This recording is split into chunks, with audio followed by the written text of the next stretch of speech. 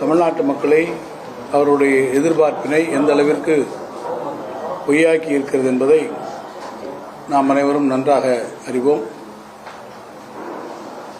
மிகவும் எதிர்பார்த்திருந்த இந்த பட்ஜெட் பெருத்த ஏமாற்றத்தை உருவாக்கி இருக்கக்கூடிய பட்ஜெட்டாக அமைந்திருப்பதும் தாவேக அரசு தேர்தல் வாக்குறுதிகளாக தெரிவித்திருந்த பல வாக்குறுதிகள் இந்த நிதிநிலை அறிக்கையிலே இடம்பெறவில்லை என்பதும் நாட்டு மக்கள் இன்றைக்கு நன்றாக உணர்ந்து கொண்டிருக்கிறார்கள். குறிப்பாக இந்த நிதிநிலை அறிக்கையினுடைய ஒட்டுமொத்த சாராம்சத்தை எந்தெந்த வகையெல்லாம் இந்த நிதிநிலை அறிக்கை என்பது மக்களுடைய எதிர்பார்ப்புகளை பொய்த்து போக செய்திருக்கிறது என்பதை குறித்து இன்றைக்கு நம்முடைய எதிர்க்கட்சித் தலைவர் திரு உதயநிதி ஸ்டாலின் அவர்கள் செய்தியாளர்கள் சந்திப்பிலே மிக விவரமாக அவர்கள் எடுத்துச் சொல்லியிருக்கிறார்கள். எனவே அவற்றுக்குள் நான் அதிகமாக செல்ல விரும்பவில்லை. நான் இந்த செய்தியாளர் கூட்டத்தில் தெரிவிக்க விரும்புவது, நம்முடைய நிதியமைச்சர் அவர்கள் வெள்ளை அறிக்கையை வெளியிட்டு சில கருத்துக்களை அவர்கள் சொல்லியிருந்தார்கள். அதை ஒட்டி இதே அறிவாலயத்தில் நான் செய்தியாளர்களை சந்திக்கின்ற போது பல கருத்துக்களை அதனை ஒட்டி நான் வெளியிட்டிருந்தேன். மிக முக்கியமாக அவர்கள் ஒரு 4 பாயிண்ட்ல அவர் விவரமாக சொல்லிட்டு இருந்தார். அந்த 4 பாயிண்ட்டுக்குமே நான் விளக்கங்களை சொன்னேன். இன்னைக்கு கொடுத்திருக்கக்கூடிய இந்த பட்ஜெட்டில் நாங்கள் என்ன தெரிவித்தோமோ அதுதானே இன்றைக்கு நடைமுறையிலே வந்திருக்கிறது என்பதை நான் உங்களுக்கு சுட்டிக்காட்ட விரும்புகிறேன். தமிழ்நாடு முன் எப்போதும் இல்லாத வகையிலே கடன் வாங்கி இருக்கிறது. சொல்ல வேண்டும் என்று சொன்னால், நீங்கள் வாங்கியிருக்கக்கூடிய கடன் ஒட்டுமொத்தமாக பார்த்தால் 10 லட்சம் கோடி வாங்கியிருக்கிறீர்கள். அவர்கள் இத்தனை வருஷம் வாங்கின, உங்களுக்கு முன்பு இருந்த ஆட்சிகள் இத்தனை வருஷம் வாங்கியிருக்கக்கூடிய 5 லட்சம் கோடி கடனை நீங்கள் 5 வருடத்தில் 5 லட்சமாக கோடியாக ஆக்கி 10 லட்சம் கோடி வந்துவிட்டது என்று அன்றைக்கு நிதியமைச்சர் சொல்லி, இந்த கடன் சுமையை ஏதோ திராவிட முன்னேற்ற கழகம் தான் உருவாக்கியது என்பது போன்ற ஒரு மாய தோற்றத்தை வேண்டுமென்றே திரித்து உருவாக்குவதற்கு அன்றைக்கு முற்பட்டார்கள். நான் அப்போதே தெளிவாக சொன்னேன், கடன் வாங்குவது என்பது அதற்கான அளவுகோல்கள் ஒன்றிய அரசு வகுத்திருக்கக்கூடிய அந்த அளவுகோல்கள், அதேபோல நம்முடைய பைனான்ஸ் கமிஷன் சொல்லியிருக்கக்கூடிய அளவுகளுக்கு உட்பட்டு தான் கடன் வாங்குகிறோம். தவிர இந்த கடன் வாங்கக்கூடிய விகிதம் என்பது ஆண்டுதோறும் 2 மடங்காக அது உயர்ந்து கொண்டு செல்லக்கூடிய சூழ்நிலை வரும்.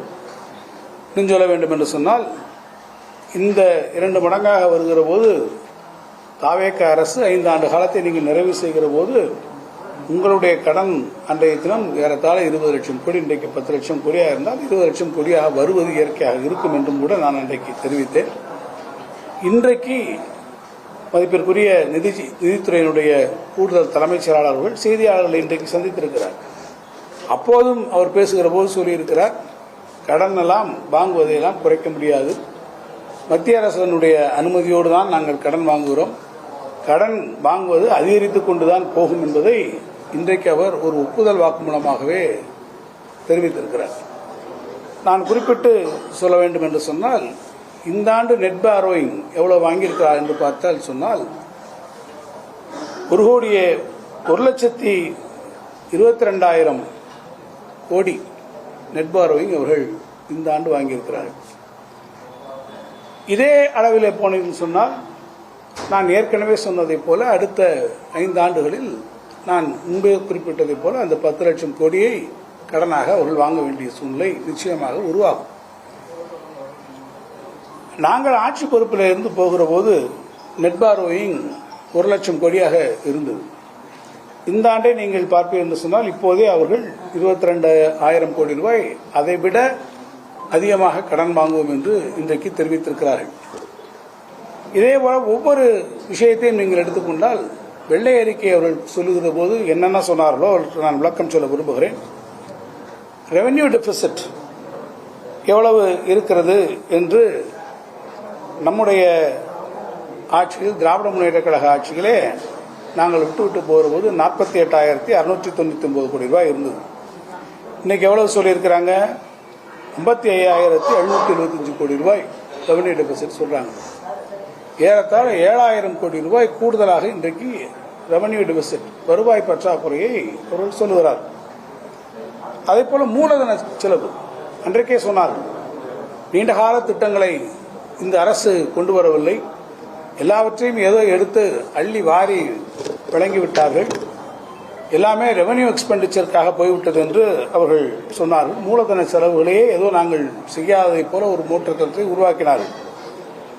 நாங்கள் அப்ப மூலதன செலவுகளுக்காக ஒதுக்கப்பட்டிருந்த தொகை டீம் பட்ஜெட்ல 59,662. இப்ப இவங்க எவ்வளவு ஒதுக்கியிருக்காங்கன்னு பாத்தீங்கன்னா 56,985 கோடி ரூபாயை இன்றைக்கு ஒதுக்கி இருக்கிறார்கள். ஏறத்தாழ 3,000 கோடி ரூபாய் மூலதன செலவிலே இன்றைக்கு அவர்கள் ரிவைஸ்ட் எஸ்டிமேட்லே அவற்றை குறைத்து இன்றைக்கு இந்த மூலதன செலவுகளில் நம்முடைய நிதியமைச்சர்கள் காட்டியிருக்கிறார்கள். அதை மூலம் பண்ணி பார்த்தீங்கன்னா திருப்பி இன்னொன்று சொன்னாங்க, எஸ்ஓடிஆர் ஸ்டேட்ஸ் ஓன் டாக்ஸ் ரெவன்யூஸ், மாநில அரசினுடைய சொந்த வரி வருவாய்களில் எவ்வளவு வந்திருக்குன்னு பார்த்தீங்கன்னா நம்ம இருக்க போகும்போது 2,29,000, இப்போ எவ்வளவு தெரியுமா காமிக்கிறாங்க? 2,26,000 லட்சம், அதாவது 2,26,000 கோடி. ஆக அதில் மட்டும் பார்த்தீங்கன்னா ஏறத்தாழ 3,000 கோடி ரூபாய் அதிலே அவர்கள் குறைவாக காட்டுகிறார்கள். நான் எதற்காக இதை சுட்டிக்காட்ட விரும்புகிறேன் என்று கேட்டால், இந்த மாநிலத்தினுடைய சொந்த வரி வருவாய் என்பது நாங்கள் ஆட்சி பொறுப்பிற்கு வந்தவுடன் எங்களுடைய நிர்வாக திறமையினால், எங்களுடைய பிஸ்கல் மேனேஜ்மெண்டினால் எங்கெங்கேயோ லீக்கேஜஸ்லாம் இருந்ததெல்லாம் என்று சொன்னார்கள். இவற்றையெல்லாம் நாங்கள் அடைத்து நாங்கள் செம்மையான திறமையான நிர்வாகத்தின் மூலமாக எஸ்ஓடிஆரை கூட்டுவோம் என்று சொன்னார்கள்.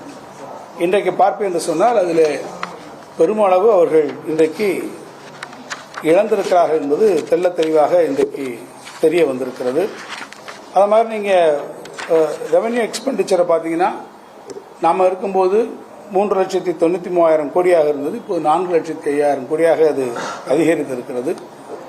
எனவே இந்த அரசு வெள்ளை அறிக்கையாக வெளியிட்டு என்னென்ன விஷயங்களை எல்லாம் திராவிட முன்னேற்ற கழக அரசுக்கு எதிராக தெரிவித்ததோ அந்த விஷயங்களிலே கூட இந்த அரசு முற்றிலுமாக இப்போது